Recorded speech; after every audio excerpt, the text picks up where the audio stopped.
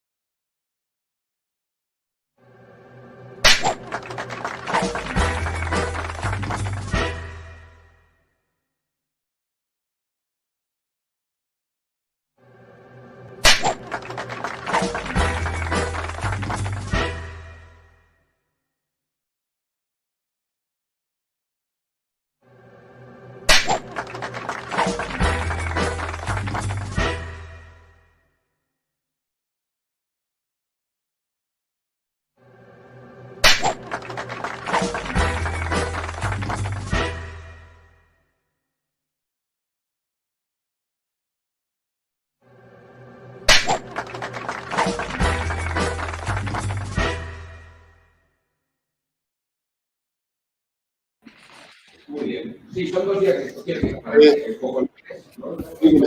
Isabel Peña, ¿qué tal estás? Pues muy bien, ¿y tú? Ya, no me puedo quejar. Mira, este es un diálogo en directo organizado por el Servicio de Extensión Universitaria del Vicerrectorado de Cultura. El acto se enmarca en el programa Cine en Red, desarrollado en el marco del proyecto Atalaya de la Junta de Andalucía. Y sin más preámbulos, si te parece, hago una ligerísima semblanza de ti. Isabel Peña, eres aragonesa, eres de Zaragoza, naciste en el 83 del siglo pasado y se puede decir que lo mejor que nos ha pasado a los que llevamos 10 años observando un trabajo conjunto, lo mejor que nos ha podido pasar es que en algún momento, y es aproximadamente hace 10 años, conocieras profesionalmente a Rodrigo Sorogoyen. A partir de ahí hemos disfrutado de un montón de bellísimos trabajos, bueno, un montoncito de momento, ¿no? De magníficos trabajos donde ese maridaje de co-guionización entre ambos ha dado unos frutos espléndidos. Yo he cogido por ahí algo que tú decías en una entrevista que te hacían hace unos años, donde tú hablabas directamente, y cojo tus palabras, somos un monstruo de 2 cabezas.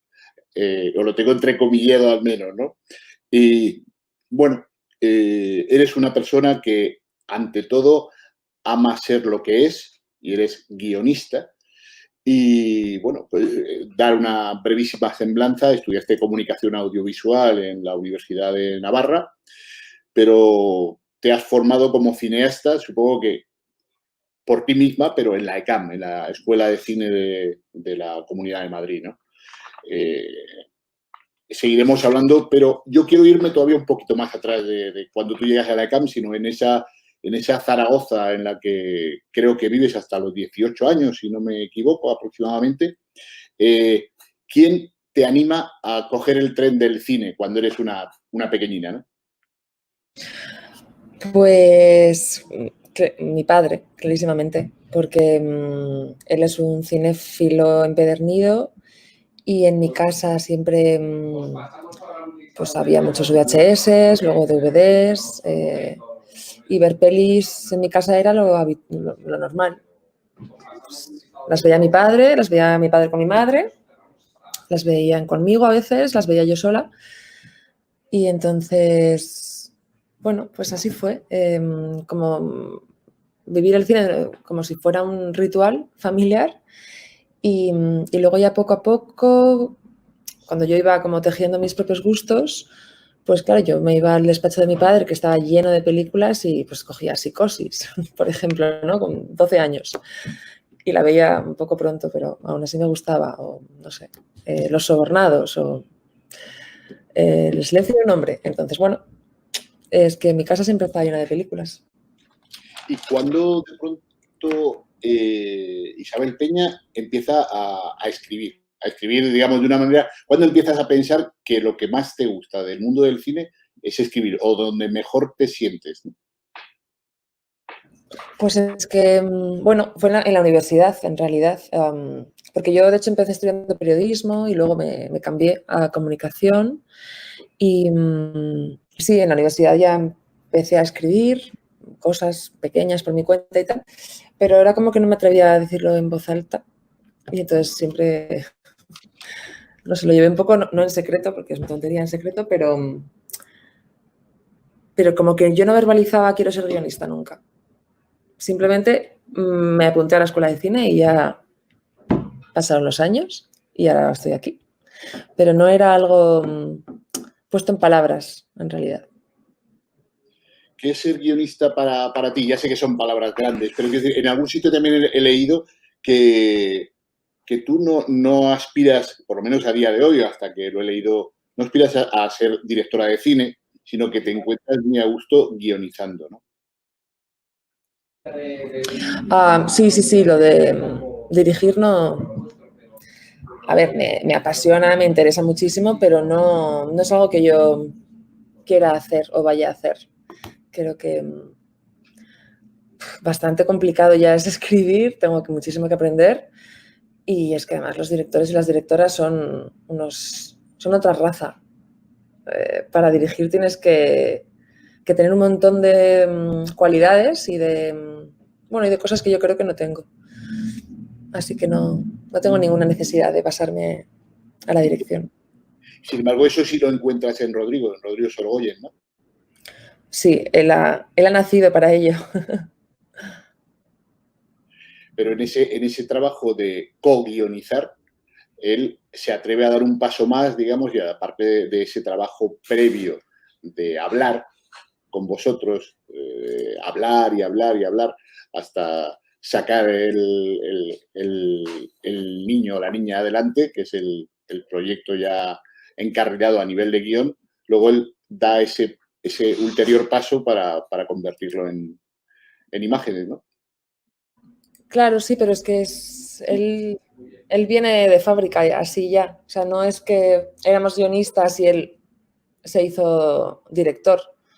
O sea, él estudió guión en realidad en la ECAM un año antes que yo, pero él ya sabe, todos sabíamos que ya tenía un director dentro. Isabel, vamos a irnos a lo que yo entiendo que es lo más próximo, antidisturbios. Luego nos vamos a tu pasado, pero vamos a dar un salto a esa serie en una de las plataformas y que esperamos que vea la luz pronto. Yo la publicidad que he visto por ahí solo dice a finales del verano. Hoy precisamente vamos a empezar el verano y a finales del verano se nos promete 300 minutos, por lo menos 300 minutos de Isabel Peña como co-guionista. Además, está Eduardo Villanueva por ahí, ¿no? Como tercera pata en discordia o en concordia para sacar ese proyecto adelante. Sí, bueno, de hecho justo ha salido hoy el teaser de la serie, así que ya lo podéis ver. Que he tenido mucha suerte porque lo he cogido esta mañana. Eso es. Ha sido un regalo para poder hablar contigo. Claro. Bueno, el teaser está muy bien, además, me gusta mucho lo que han hecho los compañeros. Pues Antidisturbios, sí, la podremos ver, sí, en algún momento de septiembre, octubre, no sabemos muy bien, pero sí otoño. Y es lo más difícil que hemos escrito juntos, con la colaboración de Eduardo, además, que es un gran amigo y compañero tanto de Rodrigo como mío, y es lo más difícil que ha dirigido Sorogoyen. O sea, es lo más difícil todo el rato que hemos hecho. Para los actores también ha sido un salto al vacío casi. Creo que todos los departamentos hemos trabajado mucho y hemos aprendido un montón, la verdad. Volvéis a un formato que no es raro, que es el thriller, pero se habla de desahucio, de asuntos internos, de homicidio imprudente, de entornos en un momento en el que la casualidad hace que el mundo gira a lo que está pasando con el mundo Trump en Estados Unidos, con el asesinato de Floyd etcétera, ¿no? Que aunque se estrene a finales de verano, como dice la publicidad, me parece que volvéis a dar en la diana de una actualidad, en este caso global, ¿no? Pues desgraciadamente sí. No estaba en los planes, obviamente. Y la serie toca toca desde algunas aristas ese tema. Y es muy delicado, pero es, bueno, demasiado necesario, ¿no? Vicky Luengo encarna a la protagonista femenina, ¿no? No sé cómo se llama el personaje porque no he podido encontrar el nombre del personaje, pero Vicky encarna esa profesional, esa periodista de asuntos internos que se encuentra con algo feo, imagino, no lo sé. Pues es una agente de asuntos internos, se llama Laia Urquijo y es la única chica, la única mujer del equipo de 4 agentes, y es la más joven y está un poco, no recién llegada, pero vamos, que es la cuarta en discordia, diríamos, ¿no? Del equipo. Y bueno, ella en realidad es muy tenaz, muy brillante, es muy cabezota y se le pone entre ceja y ceja que tiene que llegar hasta el final, aunque tenga que llevarse a estos 6 señores de 2 metros por delante, y ella se atreve. Ya veremos si lo consigue o no. Tú, como digo, estás curtida en el thriller. Ya había una estrecha relación en Que Dios nos perdone con el mundo policial, pero aquí parece que eso, hay un elenco magnífico de compañeros. No sé quién lleva, pero vuelve a estar Roberto Álamo, está Raúl Arévalo también, y un largo etcétera hasta completar esos 6 coprotagonistas, ¿no? de la serie. Son 6. Hay por ahí, no sé, a lo mejor yo me equivoco, pero La Manada no sé si son un grupo similar, y si hay alguna interconexión o solo es la interconexión de la testosterona, ¿no? Testosterona. En este caso no hay una agresión sexual tan salvaje como la de La Manada a ninguna mujer. En la serie no tiene nada que ver. Es verdad que son un grupo de hombres acusados de algo, pero hasta ahí llegan las coincidencias. Vamos a tu ritmo. En Antidisturbios son 6 episodios de 50 minutos. ¿Cómo te has planteado? Rodrigo y tú creo que os conocisteis en series de televisión, pero estabais en coordinación, erais unos niños, de alguna manera, digamos, en aquella época. Ahora que lleváis las riendas, de pronto, ¿cómo se estructura un guión para 50 minutos que además va a tener continuidad y va a acabar siendo eso, un producto cuasi río, es una miniserie, hasta esos 300 minutos finales, ¿no? Pues a ver, en realidad esto es como una película muy larga, lo que hemos hecho, en el sentido de que, a ver, las series lo maravilloso que tienen es que te dejan desarrollar los personajes con mucha más profundidad y, ¿no?, tienes más tiempo y más espacio para ello. Entonces es una historia, es la historia que queríamos contar. Que luego además hemos tenido la baza de capitular, ¿no?, de hacer capítulos, que es muy agradecido porque, bueno, puedes dar una entidad a cada capítulo, que para nosotros ha sido valiosa, y luego, sin embargo, no somos especialmente amigos tampoco de acabar los capítulos como el típico cliffhanger, o sea, perdón, típico, con lo que se llama cliffhanger. Entonces, también hemos podido como, bueno, hacer eso, cierres de capítulos más desde los personajes, por ejemplo, que es algo que nos gusta mucho cuando lo vemos en series de otros compañeros. Y básicamente, ¿cómo lo hemos hecho? Pues trabajando muchísimo. Mucho. Dime una cosa, hombre, evidentemente imagino, y además no habéis estrenado, que la relación con Movistar Plus es buena. ¿Ellos llegaron a vosotros o vosotros vendisteis el proyecto a Movistar Plus? Nosotros a ellos.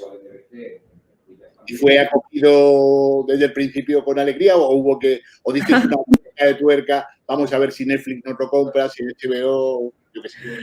A ver, en realidad nosotros habíamos intentado ya, bueno, habíamos ido a Movistar ya con otros 2 proyectos y no les habían gustado. Y al tercero ya lo conseguimos. Muy bien, muy bien. Ardemos el deseo de verlo y creo que vamos a tener que arder en días como el que hace hoy en Madrid o el que hace hoy en Cádiz, vamos a tener que arder para poderlo ver, ¿no? Pero, bueno, tu experiencia en series de televisión, tu experiencia con respecto a esta, ahora que ya la serie ya está montada, ya estaría, ¿se podría proyectar hoy o le faltan cosas? Le faltan cositas todavía. ¿Os ha pillado algo el confinamiento, digamos, en la elaboración o ya estaba hecho? No, o sea, aún faltan muchísimas tareas de postproducción que sí que nos han pillado, claro, con el confinamiento, pero no se ha resentido demasiado. Creo que hemos tenido mucha más suerte que otros compañeros que sí que han visto cómo sus rodajes se paralizaban, por ejemplo. No nos estaba ya todo rodado y es verdad que, bueno, ha sido un poquito más lento todo el proceso de postproducción, pero, vamos, anecdótico. Isabel, una pregunta que ahora es casi necesaria, ¿no? ¿Cómo ha sido profesionalmente el confinamiento para Isabel Peña? Profesionalmente, pues... Esto no es prensa rosa, por eso te digo, ¿no? Pues mira, afortunadamente tenía un proyecto, un guión que estoy escribiendo con un compañero y entonces, nada, cuando pasó esto dijimos, bueno, pues cuando salgamos lo tendremos acabado y casi lo hemos conseguido. Han sido 2 meses y pico muy creativos. Bueno, las primeras semanas no, porque yo no sabía ni por dónde me daba el aire, pero ya cuando me pude centrar un poco más, sí, la verdad es que sí. Y me ha ayudado un montón tener este proyecto, la verdad. Tu compañero profesional, Rodrigo Sorogoyen, parece que le ha dado un jueguecito, no lo he llegado a ver, no me ha dado tiempo a verlo, pero en casa, en HBO, tiene con el título de Una situación extraordinaria, hay una pieza que es suya. Entiendo que tú no estás en ella. No, es todo de Rui. No la he podido ver, no me he dado tiempo a verla. Me parece que ya se puede ver en HBO, pero no estoy seguro. Sí. Y por eso, el qué, bueno, si te pregunto qué tal es, ¿qué me vas a decir? ¿Qué tal es la pieza de Rodrigo? Pues ¿Qué puntos negativos le sacaría? Para ponerte en el compromiso. A ver, es una pieza muy interesante, la verdad. Es que además, bueno, ya supongo que ya sabes que son 5 episodios, hay 3 directoras y 2 directores, y es que lo han rodado todo en sus casas, con un móvil, y lo han hecho todo. Es que es impresionante. Entonces eso tiene sus, obviamente, ¿no? Te cierra cosas, pero también tiene un valor abismal. Y entonces, en concreto, la de Rui, de verdad me parece muy, muy interesante. Sobre todo eso, para haberlo hecho en 2 semanas en su casa, es que tío. Me parece como atrevida, me parece divertida, me parece muy interesante. Me gusta mucho. Y creo que están tanto Marta como él, que además él se estrena como actor, están súper bien. O sea, la química que tienen y la verdad es muy, muy, muy guay de ver. Muy bien. Si me permites, nos vamos a sumergir un poco en esos orígenes conjuntos nuestros, donde conseguís sacar una película con mucho éxito, una película pequeñita, que es Top Call, en el 2013, y conseguisteis estrenar, lo cual ya es un primer proyecto hasta cierto punto alternativo. Creo que Berkami tuvo algo que ver en ese apoyo, en ese empujoncito, pero imagino que una vez que la habíais hecho, ¿no?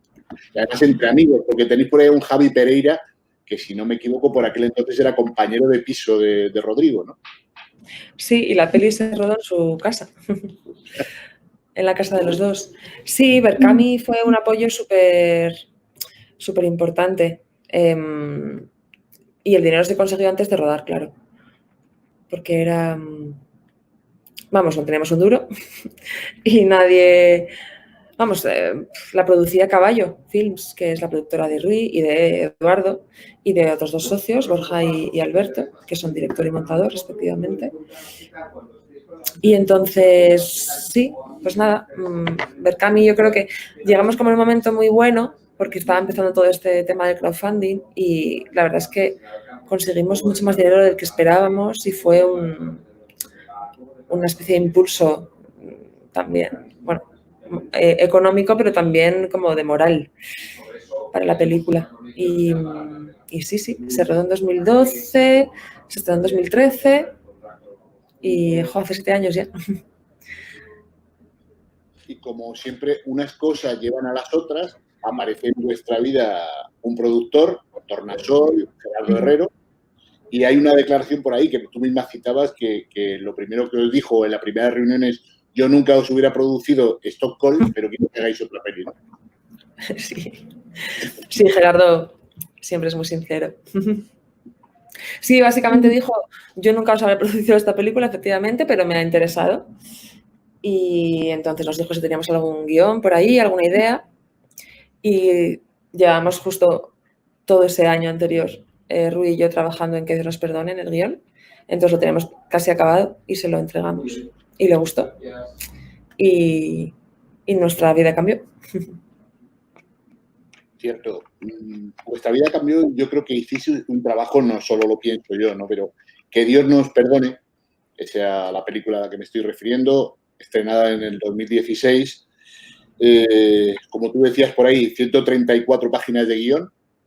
Y, bueno, además, no solo aparece Tornasol, sino que aparece Antena 3, aparece Warner para distribuirlo.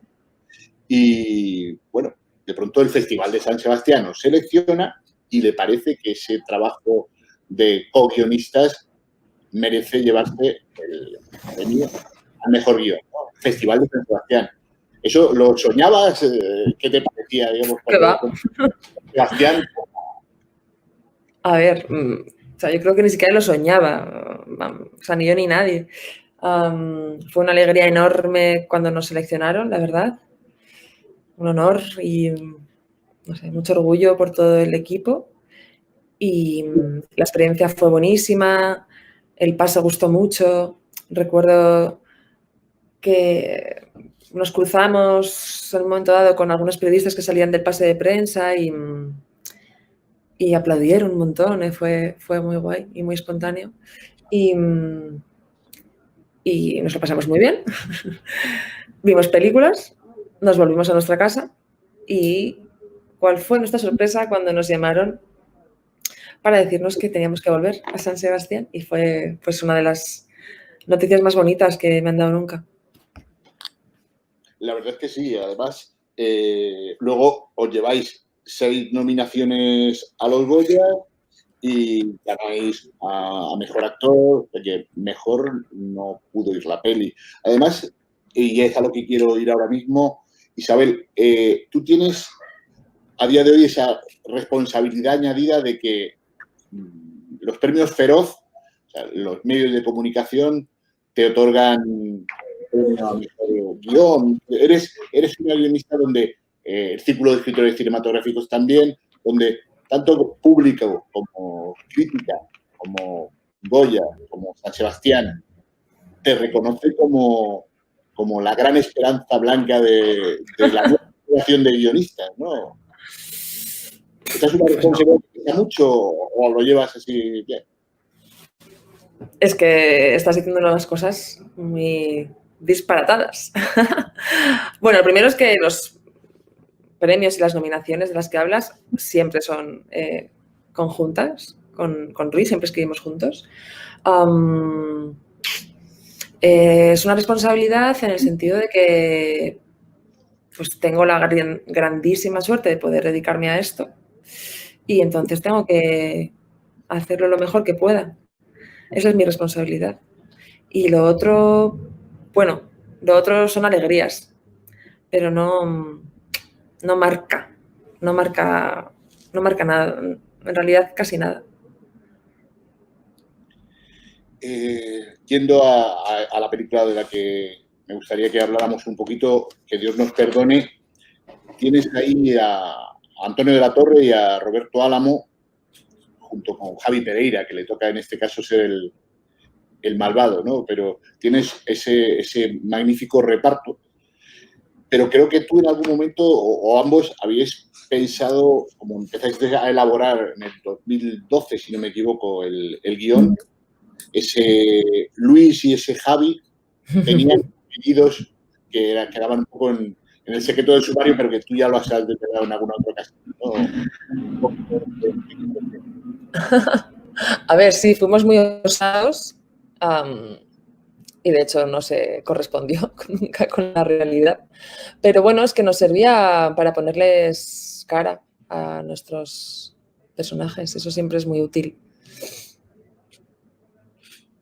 Y se convierte finalmente en Luis Velarde y en Javier Alfaro, ¿no? En Javier Alfaro.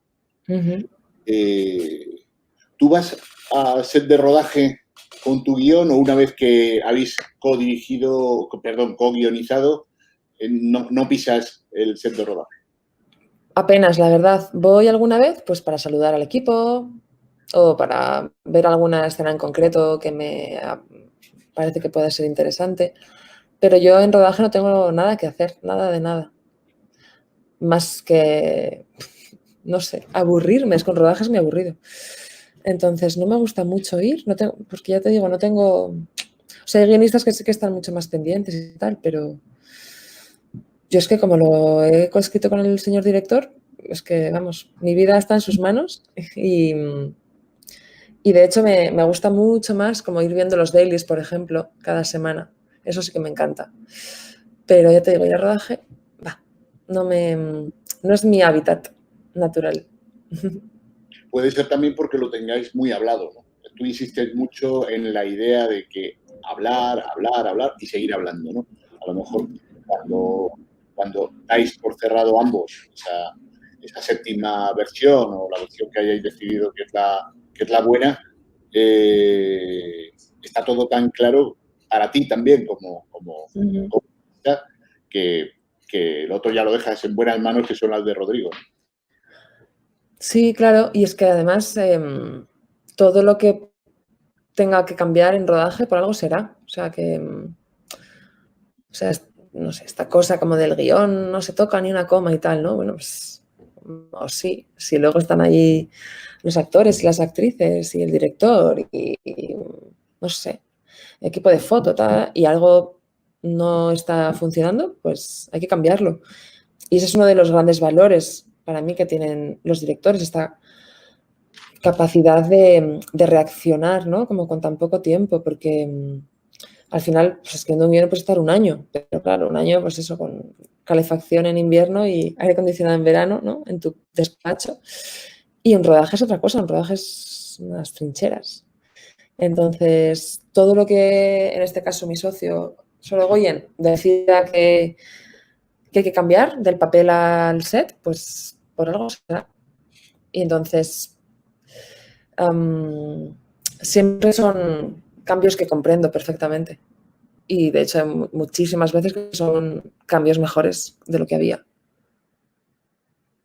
Isabel, hay una figura fundamental, tú dices, una de ellas es que trabajáis generalmente con un equipo habitual, con lo cual en general os conocéis ya todo, el equipo técnico es muy habitual, y hay un elemento que a mí me parece fundamental y es el montador. Generalmente Alberto del Campo es vuestro montador. ¿Qué escabechina hace con vuestra obra? Luego se ve ahí. Pues es que Alberto es un montador buenísimo. Entonces, a cada peli le da, o sea, les regala algo. A ver, el Reino, que igual es el ejemplo más obvio, pero el Reino es un frenesí absoluto de montaje. Y eso es él en su sala. Y madre, por ejemplo, es una cosa mucho más rara, mucho más pausada. Eso también te lo da Alberto en la sala. Es que es un gran socio, Alberto. Es muy bueno. Él repasaba yo una entrevista que le hacían a Alberto del Campo recientemente y es tan buen tipo, tan buena persona, que hace continuamente esa alusión a un compañero que además creo que le tenemos tú y yo como buen amigo, que es Fernando Franco. El diálogo que establece Alberto con Fernando, que Fernando no solo es un gran director, sino que es un excelente montador. Y habla con humildad de... Yo se lo paso a Fernando y a ver, Fernando, qué opina de este montaje que he preparado, ¿no? Eso es un gustazo repasar o ver compañeros, como es el caso de Alberto del Campo, con esa maravillosa humildad del grande, ¿no? De no ocultar sus fuentes y sus contactos y dónde puede engrandecer el montaje de la película. Sí, es que Alberto, es que lo acabas, vamos, como si lo conocieras. Es muy buena persona, es muy humilde, es muy trabajador y hace muy bien en rodearse de compañeros con los que pelotear su trabajo, ¿no? Entonces, nosotros también lo hacemos con los guiones y es muy necesario tener gente de confianza que ejerce como ese punto de vista objetivo y externo, ¿no? Que uno no puede dar nunca a su propio trabajo. Que Dios nos perdone, verano en Madrid.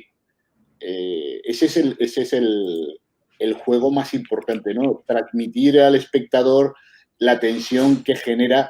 Yo durante muchos años he vivido en Madrid, ese verano en Madrid insufrible, donde no tienes una playa, evidentemente, donde escaparte como no sea de Valencia, digamos que está llena de atascos hasta que llegas allí, ¿no? Entonces, ese lugar común, además que he vivido años donde se desarrolla un poco en las calles y en el barrio donde se desarrolla la acción, pues no te acerques a alguien, y estoy hablando mucho antes del coronavirus, porque puede explotar, ¿no? Un poco en verano. Todos deambulamos con una cierta locura, fruto de ese verano madrileño, ¿no? Total. Pues que además, aquel verano en concreto, o sea, no el de la visita del Papa, que también, pero en concreto el verano en el que escribimos o empezamos a escribir el guión, es que hacía un calor en Madrid, es que era impresionante. Es que yo tengo imágenes como grabadas de ver como palomas estrelladas contra el suelo. Entonces, bueno, cuando ves una paloma estrellada contra el suelo no pasa nada, pero cuando ya ves 4 en 5 días, es como de, ostras, es que hace tanto calor que los pájaros se aturden y se chocan contra el suelo. Entonces, ese clima estaba en nuestra ciudad.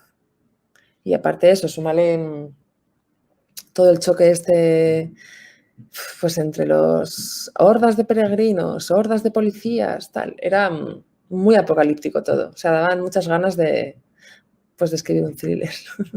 O sea, que fueron las circunstancias las que ayudaron a crear ese guión, ¿no? Bueno, desde luego Papá puede ser co-guionista casi de vuestro trabajo. ¿Cómo? Papá.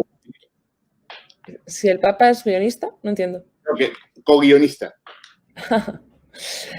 Bueno, cogimos esas circunstancias y las utilizamos para intentar hacer más interesante el proyecto, sí. Tal cual, es que, vamos, eran cosas como tan... ¿cómo decir? Como que las puedes coger con la mano, ¿no? O sea, ese calor, esa violencia. ¿Cómo describirías brevemente el trabajo de Antonio de la Torre, de Roberto y de Javi Pereira? Digamos, ¿qué te gusta de cada uno de ellos con respecto a esta película? Bueno, Roberto Álamo me encanta, que o sea, no está quieto ni un segundo. Su personaje, o sea, Roberto está tan metido en Alfaro que Alfaro está siempre incómodo. Entonces, siempre se está moviendo porque nunca encuentra paz. Y eso se lo dio Roberto y me parece muy interesante. Antonio, creo que toma toma la más difícil de las posibilidades para desempeñar su papel, ¿no? Porque, a ver, es un tartamudo, oscuro, tal.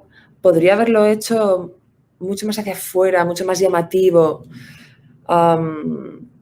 Sí, para estar más en primer plano, ¿se me entiende? O sea, para destacar más.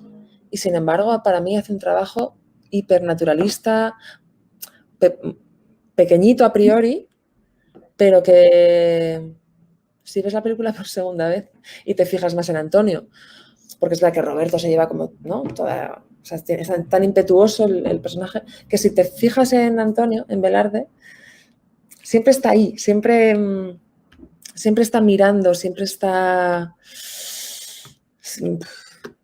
a punto de hacer algo y quizá de no hacer nada, pero eso, veo como un actor muy generoso en ese momento, la verdad, y que toma el camino difícil, ¿no? Que es el de hacerlo pequeño. Y Javi Pereira, bueno, lo obvio que hay que decir es, bueno, el cambio físico, ¿no? Que se pegó. Es que, vamos, yo un día sí que fue rodaje, justo de esa semana, cuando rodaba Javi, y yo recuerdo ver a un tío que me estaba mirando como a unos metros y pensaba, ¿pero quién es este loco? Y era Javier Pereira, que había adelgazado, ¿cuánto? Pues 17 kilos, o sea, una barbaridad. Y con la ropa, el pelo, tal. Es que no le reconocí. Hice un trabajo de camuflaje bestial. Pero bueno, esto es como un trabajo un poco más técnico, ¿no? Bueno, pues adelgazas, tal. Pero lo que hace Javi muy bien, yo creo que es pues darle mucha verdad al personaje más peliculero de toda la peli, ¿no? Entonces, que este psicópata madrileño, tarado, respire de verdad y, ¿no? Camine de verdad, actúe de verdad, eso es muy difícil y eso es trabajo de Javi. No me gustaría dejar de lado a Mónica López, a María Ballesteros. Ahí hay el equipo de trabajo bien. Como jugábamos antes, o jugaba yo con la palabra testosterona con respecto a un thriller donde los protagonistas son varones, son hombres, pero el papel de estas compañeras queda muy palpable. Rosario, la limpiadora, que juega un papel fundamental que genera una descripción de esos dos personajes muy, muy paradójica, ¿no? Sí, la verdad es que los personajes femeninos en Que Dios perdones son secundarios. Es cierto que los protagonistas son estos dos policías y este asesino, pero tanto ellas dos como la esposa de Alfaro también, sí, son los personajes que apuntalan a esos protas, ¿no? Y bueno, y María de Nati también, que hace de la hija de Alfaro. Sí, son secundarios, pero sin embargo la peli sin ellas no podría ser. Mira, tenemos aquí en el chat Juan de Dios García apunta diciendo, para mí Antonio de la Torre es el motor de esa peli. Lo dice alguien que salió de la Escuela de Cine de la Universidad de Cádiz. Y un gran animador que es David Cidernia habla, y si quieres damos un saltito, dice, El Reino es ya un clásico contemporáneo. ¡Qué peliculón! El Reino, Isabel, es una película de encargo. Eso de que te encarguen películas y te paguen por hacerla debe de ser un vuelco, ¿no? Bueno, imagínate que nos pagaran por trabajar, qué cosa. Estábamos muy emocionados. Bueno, es un encargo en cierta manera porque, o sea, Tornasol, Gerardo Herrero, nos propone hacer otra peli juntos y entonces nosotros queríamos escribir sobre corrupción y le planteamos la premisa, que era básicamente retrato moral de un político corrupto en clave de thriller y le encantó cómo sonaba y nos pusimos a trabajar. Entonces sí que fue encargo en el sentido de que, bueno, firmamos un contrato y eso, nos pagaron, pero el proyecto nace de nosotros en realidad. Isabel, tú comentabas que como ciudadanos, tanto Rodrigo como tú, estabas muy enfadados, que eso fue un poco ese decantamiento de ese enfado como ciudadanos hace que escribáis, os pongáis a escribir El Reino.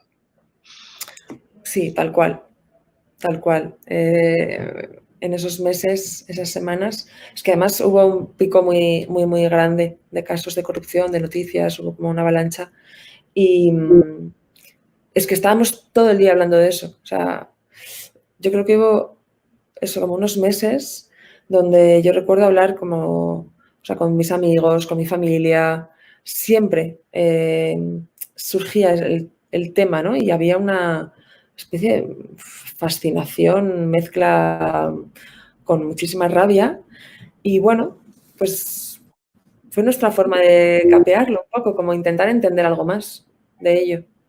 Pero sí, parte del cabreo total. ¿Fue realmente muy difícil de escribir este guión? Sí, fue bastante difícil, la verdad, porque, claro, nos pagaban, pero también teníamos que presentar una versión 1 en septiembre y empezamos en marzo. Entonces, para no tener ni una sola idea de la peli, vamos, estábamos completamente vírgenes, era poco tiempo. Entonces, lo pasamos, bueno, un poco mal en el sentido de que nos apremiaba siempre el tiempo, o sea, siempre íbamos como con el agua al cuello. Pero lo más difícil fue que estábamos escribiendo de algo muy importante y no éramos unos expertos, desde luego. Entonces éramos simplemente eso, pues dos personas que leen el periódico y que ven las noticias y que tienen ciertas ideas, pero no teníamos como el derecho a contarlo bien. Entonces investigamos un montón y tuvimos un montón de reuniones con gente que nos ayudó muchísimo. Pero yo recuerdo sobre todo eso, como el respeto que nos daba el proyecto y un pánico atroz a hacer el ridículo, como a eso, a que se notara que no sabíamos de lo que estábamos hablando. Pero sí que es verdad que poco a poco, cada día sabíamos un poquito más de lo que estábamos hablando, ya te digo, porque la labor de investigación se duró hasta, vamos, en rodaje aún había investigación. Entonces eso fue súper importante para nosotros. Mira, me pregunta Juan de Dios García si la escena inicial de la mariscada, bueno, ¿cómo surge? ¿Cómo surge ese concepto de arranque? Pues surge, bueno, queríamos que fuera en media res total la peli, o sea, empezar ya subiéndonos en marcha a algo. Entonces esa cena con todos los, con todos los compañeros de partido y tal, era pues perfecto para presentar a todos los personajes. Vamos, pero como en Reservoir Dogs, ¿no? O sea, pues tienes la mesa del desayuno, en este caso es la mesa de las gambas, y puedes presentar perfectamente a todos los personajes, que además son muchos, entonces empezar en esa comida nos permitía, en realidad, o sea, es como si la película estuviera contada ya en la comida, en el sentido de que las relaciones de Antonio de la Torre, de Manuel López Vidal, con cada uno de esos personajes están marcadas ahí ya. O sea, es como si fuera una especie de escena oráculo que en ese momento no se entiende, pero que sí que se entiende, creo, al final. O bueno, si tienes ánimo de volver a verla por segunda vez. Pero fíjate, lo que más no lo que más, pero nos interesaba mucho, empezar con el personaje de Manuel mirando hacia el mar, en paz, en calma, está haciendo una llamada, que para nosotros era como, en esta llamada acaba de cometer un delito, pero no le da importancia. Y ahora se va a comer, ¿no?, las gambas con sus amigos. Entonces era como, de alguna forma, esa llamada es lo que detona la peli, pero está completamente en off y sin embargo está ahí. Y al mismo tiempo, esta imagen del personaje de Manuel quieto, en pausa, como disfrutando un segundo del mar, porque a partir de ahí ya nunca va a parar. Entonces eso también nos parecía muy interesante desde guión y luego aparte Rui ya lo sublimó en el plano secuencia. Y ahí volvéis con este monstruo de la naturaleza que es Antonio de la Torre. ¿Estuvisteis de acuerdo con que siempre fuera Antonio de la Torre vuestro protagonista? Sí, siempre fue él. Siempre fue él, vamos, es que es perfecto para nuestro Manuel porque da ese perfil como de político medio, ¿no? Como de tipo normal. Sí. Exacto. Porque no queríamos, o sea, fíjate, no sabíamos qué tipo de político queremos, un ministro, tal, y era como, pues, no, es que es mucho más interesante que Antonio sea nosotros.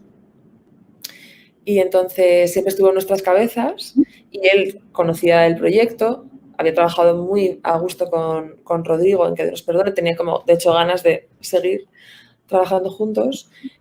Entonces, eso, él estaba como al tanto de que lo queríamos, pero él no iba a decir que sí sin leer el guión, obviamente. Y entonces recuerdo el día que quedamos con él, porque ya se lo había leído y, bueno, ¿cómo fue? Quedamos, yo creo, y se lo dimos encuadernado y cuando nos dijo que le había gustado mucho y que quería hacerla, pues imagínate, No, ya estaba media peli hecha. No había leído previos. ¿Se le disteis el guión ya acabado? Sí. O sea, que no hubo ninguna intervención, sino que vosotros os apoyabais en el icono de Antonio y en lo que pensabais que él podía desarrollar, el personaje, ¿no? Claro, sí, es que lo visualizas. Es que cuando conoces ya tanto al actor y aparte es tan bueno como Antonio, es que es más fácil dialogar porque ya estás pensando en su voz, en sus matices. Entonces, eso, siempre estuvo en nuestra cabeza y qué bien que aceptara. Le dimos una primera versión, entiendo, y luego seguimos trabajando varias versiones más y ya aparte de ahí estuvieron todas estas comidas y estas reuniones con nuestros objetos de estudio. Evidentemente, tanto Rodrigo como tú, tal como yo lo veo, creéis en un cine político. Lo experimentáis en vuestra manera de narrar. Creo que un poquito antes se había estrenado, basado además en una obra de teatro, una película, si quieres, más acusadora directamente a la situación política, que es B de Bárcenas, con Pedro Casablanca, bueno, con Manolo Solo y con Pedro Casablanca como coprotagonistas, de un director novel, Indurain, al frente, de una película que veía que era un diálogo inicial y que se transformó, creo que de una manera bastante rápida en lo que fue la película, ¿no? Que la pregunta no sería tan solo qué piensas de un cine político, porque creo que está ahí, pero qué elementos de no acuerdo ves entre una película y la vuestra, digamos, ese juego donde Bárcenas es Casablanca, donde el juez Ruth es Manolo Solo. Vosotros, sin embargo, no situáis a nombres y apellidos, sino que jugáis a una ficción en cuanto a encubrir intencionadamente los nombres de sus protagonistas, ¿no? Sí, claro, es que son dos apuestas completamente diferentes. Y la apuesta de B de Bárcenas me encanta, porque es, o sea, coger el sumario y hacer una representación teatral y luego una muy buena peli. Me encanta. Entonces ahí, claro, tiene todo el sentido del mundo que te pegues a la realidad lo más posible. Nosotros, bueno, es que no estamos contando ningún caso real, porque si no habría sido ese caso real con esos nombres y, ¿no? Vamos, como B de Bárcenas o como El hombre de las mil caras también, ¿no? Que también es de esa época. Pues que para lo que queríamos contar nos parecía más interesante hacerlo así, la verdad. Bueno, jugar con el imaginario también común de todos los españoles y las españolas y divertirnos un poco con esos guiños, pero es que nuestra historia eso, es ficción, porque, bueno, si quieres hablar de una realidad, es una gran manera, ¿no? Con la ficción, con las mentiras. Y de ahí dais un salto en el vacío y os vais a Madre. Digo un salto en el vacío porque ya nos habéis acostumbrado al espectador a un tipo de thriller. Y ahí cuéntanos un poco, para los que no lo sepan, cuál es la génesis de Madre. Bueno, Madre parte de un corto que escribe Rodrigo, él solo, maravilloso. Yo, de hecho, me acuerdo que me lo dio a leer para que le diera mi opinión y tal, y le dije que estaba perfecto, que no tenía nada que añadir, que estaba impecable.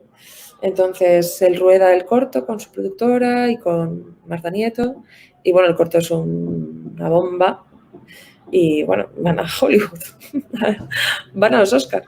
Entonces, bueno, previo a los Oscars, surge la posibilidad, bueno, la idea de quizá, bueno, aprovechando lo buenísimo que es el corto y todo el, no sé, todo el entusiasmo que despertó en la gente, bueno, pues de seguir la historia de Elena.